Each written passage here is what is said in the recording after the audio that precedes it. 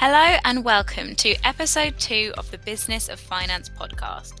Today's episode is hosted by Rosie O'Callaghan, co-founder of JasperRose Recruitment, which specialises in hiring finance talent at all levels across the consumer sector.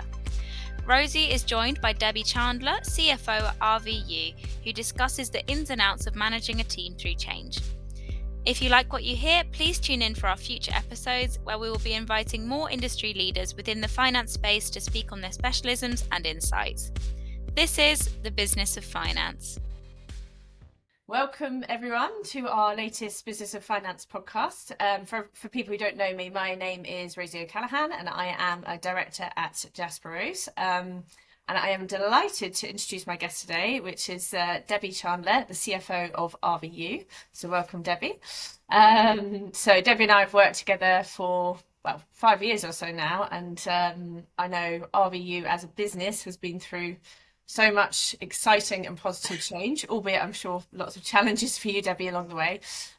So today we're going to talk through how Debbie has actually managed her team through change, and giving our audience some tips along the way in terms of that. So I think before we get going into the detail of that, Debbie, it'd be good for our audience to actually hear a bit about yourself. So most importantly, sort of a background of your career and how you got into finance and what your journey has been in terms of your career to date. So do you mind just giving us an overview? Yeah, sure. So thanks for having me, Rosie. I was always taught to be very polite, so thank you for having me. So I had probably not a kind of textbook introduction into finance, I guess. When I was at uni, I did classics, which for anyone who is not a classics fan, it's Latin and ancient Greek. So it's about as far from finance as you can get. But I loved it, but I always knew it was sort of a last ditch indulgence and not something I was going to continue with after uni. And I was always interested in getting into business more broadly. And for me, finance was a sort of route into that. I didn't do it because of the sort of technical side of it, more as it was a really good way to kind of get a good grounding and then get into the world of business to work in that environment. So I did my qualification at Big Four, for that reason. But then as soon as I got the qualification, I jumped out of professional services and went into in-house, because again, it was the sort of analytical, getting stuck into the business bit that I was always really interested in. And when you're in audit, which I was doing, you're only like dipping your toe in little bits occasionally, and you're really focused on quite the technical side of it. And that wasn't really where I wanted to specialize. So I jumped into in-house and commercial finance, and I went to KFC, which I loved. Great place to work, really buzzy, really vibrant culture, great training ground for in-house. It's kind of it's got that kind of US way of looking at life that means you're kind of working with dynamic people and like really kind of cutting through the noise. And then I sort of bounced around a bit. So I went to Marks and Spencer's for quite a brief period, but then I realised that actually I wanted to kind of stay a bit smaller. So I went to a furniture startup called Dwell, which is now owned by DFS. But when I went there, it was very teeny tiny, which I loved, but it was bonkers, but I loved it. And then I went on to Not on the High Street, again, really great place to work. So I was there for about 4 years. And then I came into ZPG. So that is the kind of wider group that now encompasses RVU and then the kind of Zoopla property side of the house. And then my role was centrally across both of those. And then I came to head up the RVU side of finance. So RVU being Zoopla and NewSwitch and, several other kind of price comparison consumer brands. And I've been doing that ever since. So I joined ZPG 6 years ago. I've been in RVU for 4.5 years. And it's been a roller coaster. Yes, lots happened, which we'll come on to. Out of interest, obviously you left practice, went into industry. Did you always work in commercial finance roles since leaving Deloitte? Actually it was KPMG. Sorry, KPMG. That's all right. I don't expect you to remember it. I can still sing the KPMG song, by the way, which is very important. I don't know if Deloitte have a song. That may have been the reason I chose KPMG, just FYI. I always wanted to do commercial finance. It's like the thing that interests me, numbers for me are the tool with which you tell the story about what's happening in a business. Yes. Obviously there's a load of, it's really important to do all the other stuff, but that's not where my sort of great love of, I'm motivated to do the telling of the story with the numbers. Yeah. And commercial finance for me is a really great way to do that. So yeah, it was always, my heart was always in commercial finance, and that's where I stayed really until I took the role heading up the whole of finance for RVU. I was always in commercial finance up to that point. Great, which we can, again, talk through in a bit, because I know lots of people often ask us, how do you then transition if you're doing that commercial finance piece and heavily focused on that, transitioning then into that CFO role where it's you do need both sides, a bit more of the technical side at the same time. So, but we can come on to that. So RVU obviously been through huge amount of change, hasn't it, over the past few years. So again, do you mind just explaining to the audience really who RVU are and what changes have happened in the past few years, so we can get a bit of context behind what you've been doing, which we'll come on to. Sure. So RVU are we're a collection of consumer brands basically, and a lot of people will know, or most people I would imagine will know of our biggest brands. So our biggest brands are Uswitch and Confused.com. But we also have a temporary insurance business called Temp Cover. We have money.co.uk, which specialises in financial services product comparison. And then we have Mojo Mortgages, which are a mortgage broker. But when I joined, we had Uswitch and quite recently money.co.uk, and that was it. So that is going back to, I guess, your original question of what change has gone on since I joined RVU. And the answer is the corporate structure has changed quite a lot. We have bought quite a few companies, and we have sold a few companies. So we bought Confused.com, we bought Mojo Mortgages, we bought Temp Cover. Actually, when we bought Confused.com, it also came with a bunch of international assets that were basically sort of Confused.com-esque businesses, so price comparison sites, but smaller and in more kind of early stage markets, so in Spain and France and Mexico, where it's not, comparison isn't quite as established. And that was super interesting. The international side of it was super interesting, and much less all the kind of M&A side. Like, that's a whole other thing. Like, it's stressful, it's exciting, it's all of the other things. The thing of kind of all being on all the management team who've been in the transaction team have been involved in a deal, and you're waiting to hear if you've got the business that you want to get, and you're all kind of on the phone and like, have we heard? I mean, and it's great. I mean, it's super exciting. So we've done the buying of the businesses, and we sold the international businesses because it wasn't really our kind of strategic focus.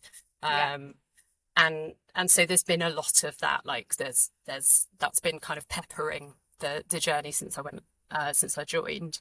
And then we've also had, those are probably kind of the most big ticket kind of exciting items. We've also had some quite challenging stuff that's happened to us, I guess. I mean, everyone's had to deal with the pandemic, so that's not new. And actually we're quite lucky, I suppose, in that the businesses that are within our view are quite resilient to that kind of change. Like, we're not retail, we don't have physical presence, so we weren't affected in that way. But we have had other macro stuff's been quite tough. So like the energy, some of the listeners might have heard, there's kind of a cost of living crisis kind of affected by the energy market. So a lot, we have had quite a kind of big footprint in energy switching. So in the past, if you wanted to, if you were with British Gas and you wanted to change to Octopus, or you wanted to change, get a better saving, you'd come on to uswitch.com and look and see if you could get a better deal. When the energy market went kablooey, technical term, that made a big impact on our business. So that revenue stream effectively sort of stopped.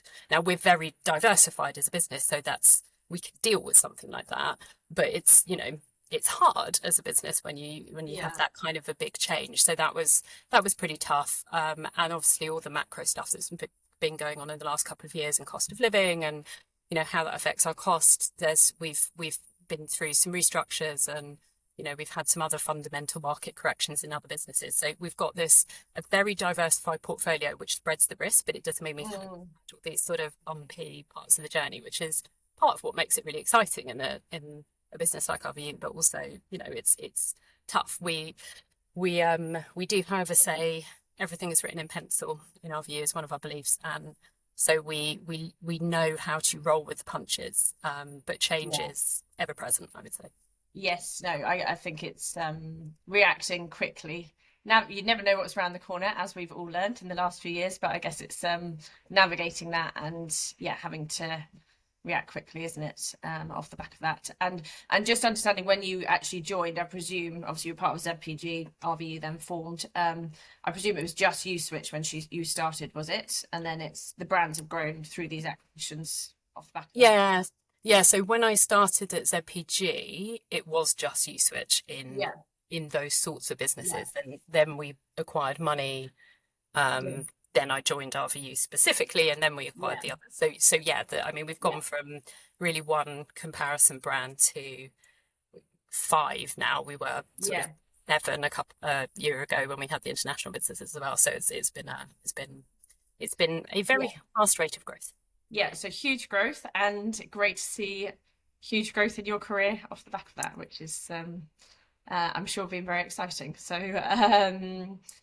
I think the biggest question then is understanding, so much has happened over these years. As we just said, we don't know what's around the corner, and it's how you're obviously leading from the front as the CFO. You report to the CEO, is that right? Yes.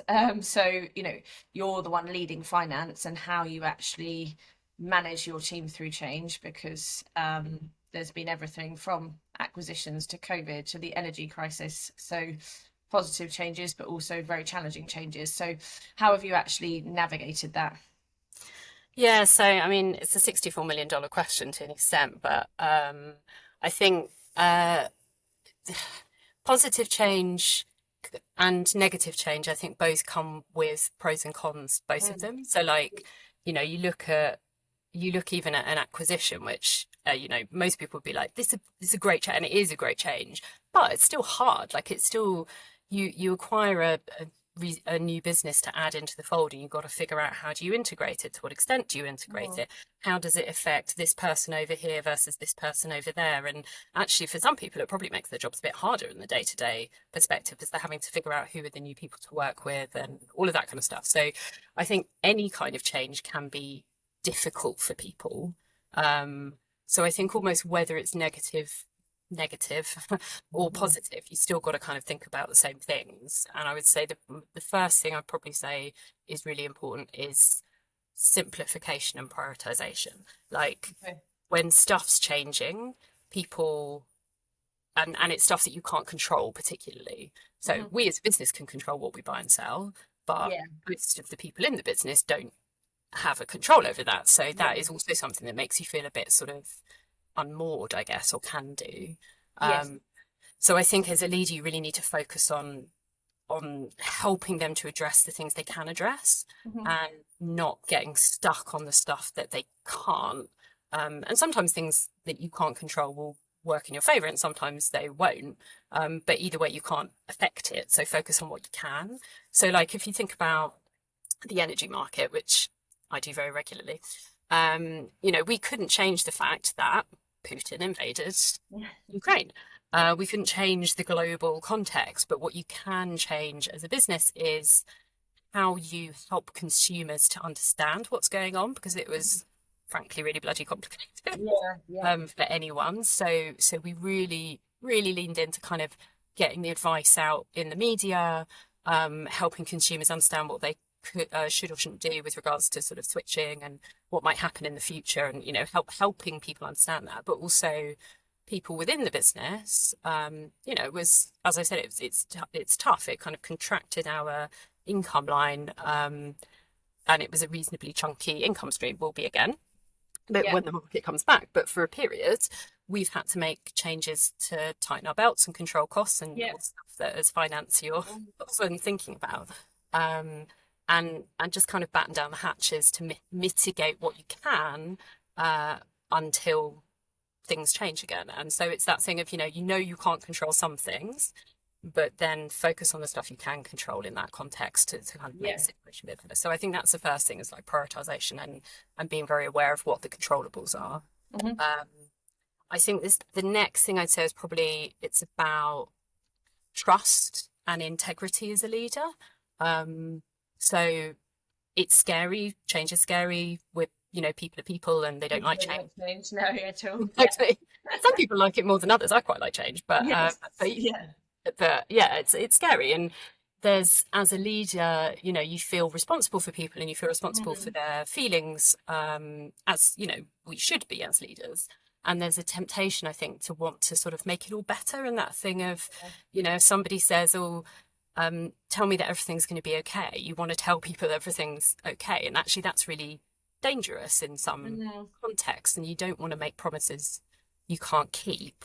It's much better to be transparent about stuff that is hard, and then help people to understand how you're going to get through it as a team, rather than say, no, it's fine, everything's going to be fine, when actually you can't promise that. So like, as an example, we have made some tough decisions to restructure certain areas of the business, and they're horrible. They're horrible for everyone. They're particularly horrible for the people at risk, but also to a lesser extent for the people who aren't at risk, but they see it happening and it makes them feel nervous for their own jobs, which is natural.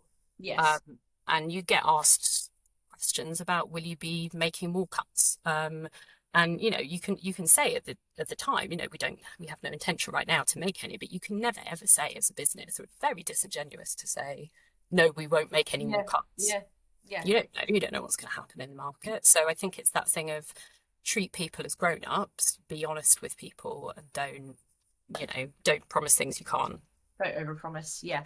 And it must be very difficult, because obviously, I'm sure you've got very good relationships. Well, I know you've got very good relationships with your team, and it's you naturally probably want to protect them, but at the same time, it's you've got to follow what the business needs. So I think that communication piece must be really, really key, and managing it effectively.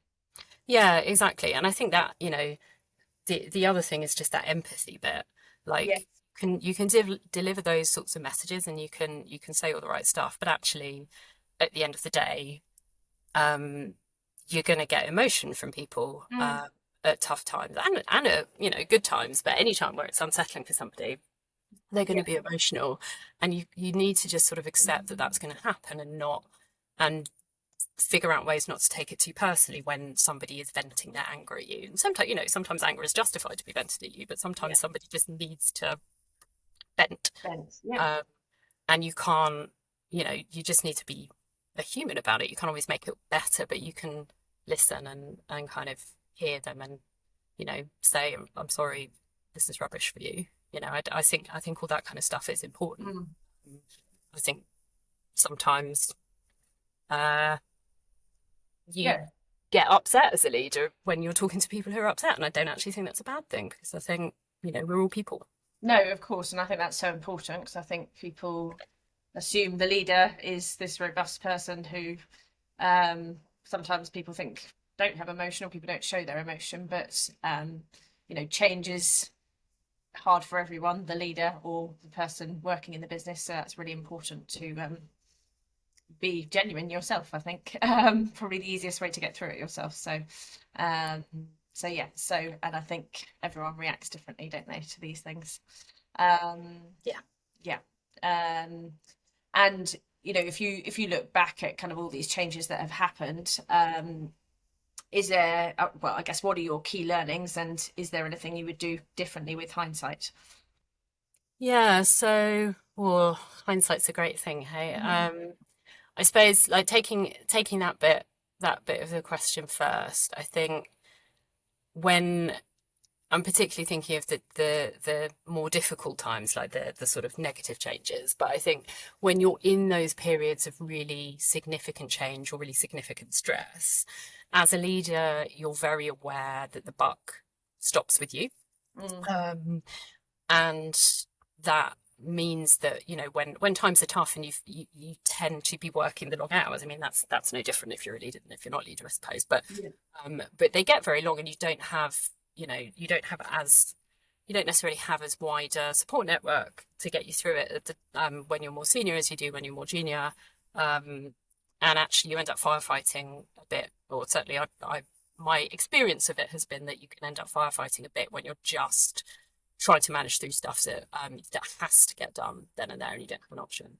And I think, you know, with hindsight, I would have tried to carve out some time to find ways to solve the big problems in a different way, like find a more strategic way to get through it, make big changes, bring on some temporary resource, maybe think about where different roles and responsibilities sit within the team to sort of absorb the work differently, so that actually it helps. At the time when you're doing that, stopping and thinking is hard, but doing that a bit more, I think, would be helpful. And then also I do think there's a time where you push yourself too hard, and I think sometimes you then get unproductive, and that's no different when you're senior or junior. So I think taking the time to breathe and you know, take a little bit of time out, sometimes more would be better. I'm sure there's the tendency to think, right, just keep going, you've got to get through this, work really hard, overwork probably, and actually in the long term it's making sure you're looking after your own well-being as well. Yeah, that's it. And that kind of stuff is really important. I do think you know, if I think back to 5-10 years ago, there's a lot of people, like your people at work, and that your network tends to be quite broad, and there's people in different places, and you can kind of vent or talk about the things that you're struggling with various different people. I think when you get more senior, actually the things you're struggling with are sometimes more sensitive almost, and you don't have as wide a net of people that you can talk to about it. So I think there's definitely the whole kind of it can be lonely at the top thing is definitely real. And so I think having that support network and figuring out who they are and who your circle of trust is so important. And some of that it's about your peers at work. Some of that's about your boss. Yeah.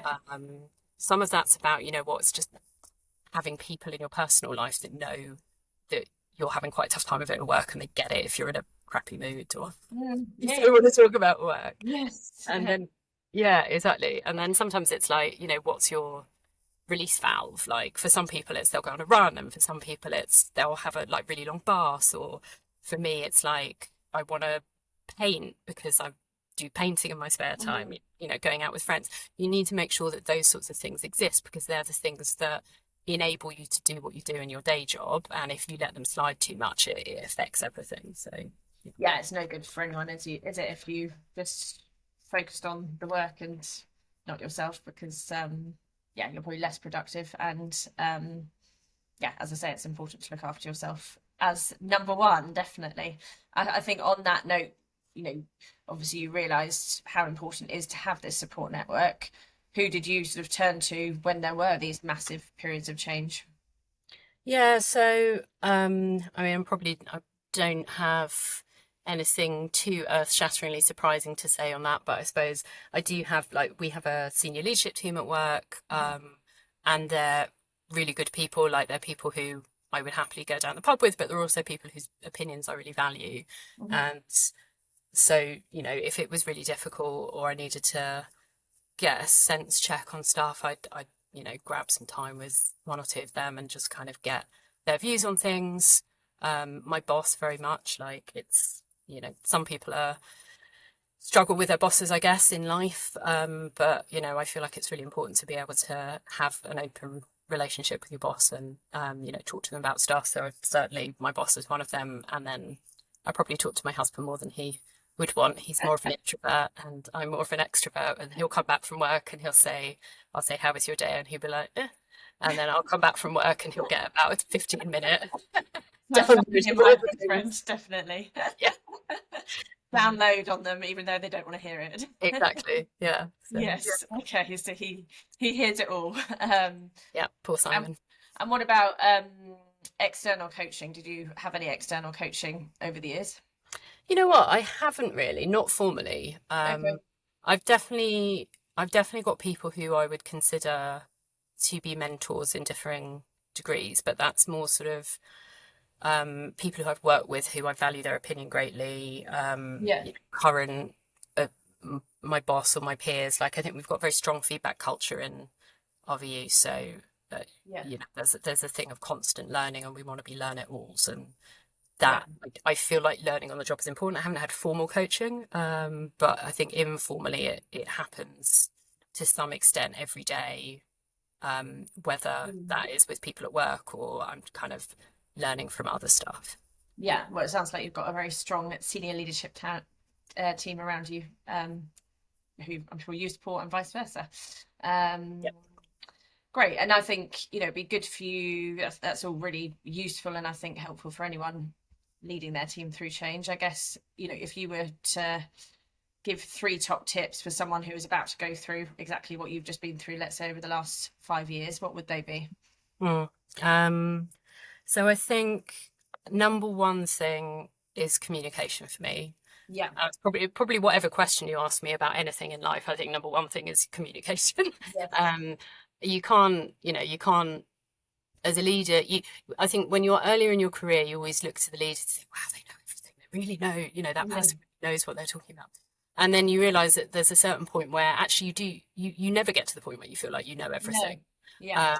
Even when you are a leader, you just get to a point where you find out all that you can, and then you have to make a decision on incomplete information. So you can't know everything all the time, but and there's obviously things you can't be transparent with teams about for sensitivity reasons, but you need to be as transparent as you can with teams during tough times so that they get what's happening, but they also get why it's happening, because that's really important, and how you're going to get through it. Like all of those things are really important. You can't just tell people what's going on and like a tiny bit of information, because they'll just feel left out of the conversation and like they don't really get what's happening. So I think explaining thought processes that are going behind it, explaining what you can about macro factors that you can't control, acknowledging that things are tough, all of that kind of stuff is so important to talk to people about. I almost think it's not possible to over communicate when things are tough. In the pandemic, we had weekly all hands meetings that were led by a different member of the SLT each time. And it's actually quite a lot of investment of time for senior leadership to do that every single week. But the values that we got back from that and how people made that feel, like I think people almost felt better in the pandemic. I mean, aside from if they had COVID or, all the awful stuff that was going on, but from a work context, they were getting so much communication that the kind of cultural element of it was fantastic. So communication is my number one. My number two is that prioritization point, like focus on what matters the most. It's particularly important when you're in times of change, when everything's going gangbusters. You can just kind of kick back a little bit more. I mean, you should never really do that, but when it's tough, teams need support so that they can cut out the stuff that's less important, focus on the stuff that is. And as a leader, you're going to have a perspective about what is most important that maybe not all of your teams do. So I think it's really important to help them to do that prioritization, and that's where you can really add value.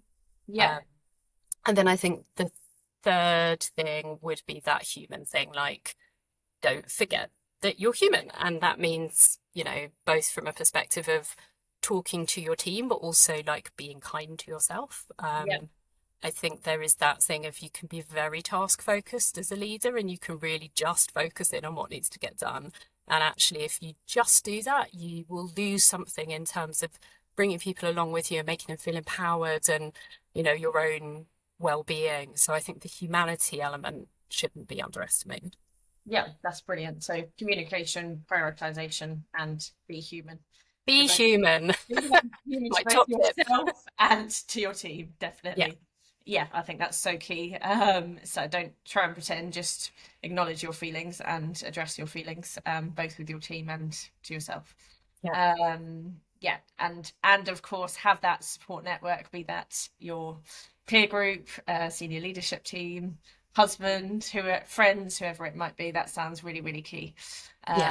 So that's brilliant. So that's really helpful, Debbie, and I think really insightful. I'm always so impressed whenever I speak to you about how much you do and how much has changed. There's always, every time we speak, which is every 6 months or so, something new is coming up, and it's it's finding a way to navigate that. So I think those tips will help anyone who is stepping up to this sort of role or is about to embark on change. So thank you, and I hope our audience have found it useful. So I think from our side, if you've RVU, I can vouch for having recruited lots for Debbie's team. Is a great place to work. So if anyone is interested about hearing about roles at RVU, I suggest you follow their LinkedIn page. If anyone is about to embark on big change and needs JasperRose's support in terms of how you navigate that with your team, or if you need to hire in your team, please do reach out to myself. And equally, if you've enjoyed today's session and want to hear more, make sure you subscribe to our newsletters and podcasts. There'll be a link at the bottom of this, and you will be able to find out all the details of the next ones coming up. But yeah, thank you very much, Debbie. Really appreciate it. Is there anything else you wanted to add your side? I don't think so. Just have fun on the journey. Yes. I think that's the other thing that's really, just as a general thing, sometimes you can get so stuck in the day-to-day that you forget to be yourself and have a good time at work. And I think whether you're starting your career or finishing it, not finishing it, but kind of further on in it, fun is important. So enjoy yourself. So important. And I guess it's probably taking that step back, isn't it? And if feeling a bit overwhelmed or overworked, it's stopping and taking a step back and actually thinking about it and making sure there is enjoyment in there. Exactly. Great. Well, thank you so much. Thanks, Rosie. And yeah, look forward to our next podcast.